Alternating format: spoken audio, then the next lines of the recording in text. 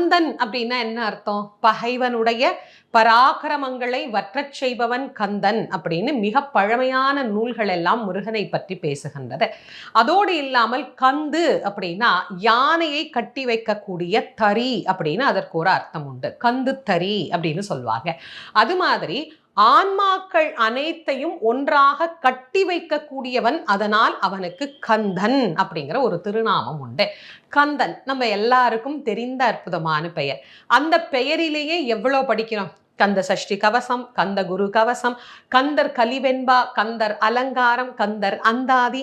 முருகனுக்கு கந்தன் அப்படிங்கிற பேர்ல எவ்வளவு இருக்கு. அப்ப கந்தன் என்கின்ற பேர் எவ்வளவு உயர்ந்தது. அதனால்தான் அவர் புராணத்திற்கே கந்த புராணம் அப்படின்னு பெயர் வைத்தார்கள். அனுபூதி அப்படின்னா அதற்கு 2 வகையாக நாம அர்த்தம் செய்து கொள்ளலாம். ஒன்று, அணு அப்படிங்கிறது தொடர்ந்து வருவது. பூதி அப்படின்னா ஒன்றுபடுவது. கந்தனை